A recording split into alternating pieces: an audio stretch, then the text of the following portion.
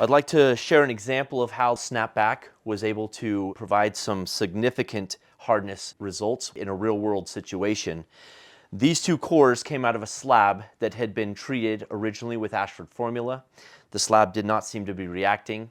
They even did a test area with the Retroplate 99 product, which is more robust. Still did not get a satisfactory reaction.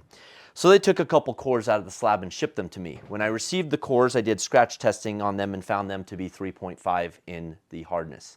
We left this core alone to be our control sample, and this piece received the Snapback product step 1, followed by Snapback product step 2, and within 5 days of giving it little auto scrubbings, the scratch test results went from 3.5 to 7.5.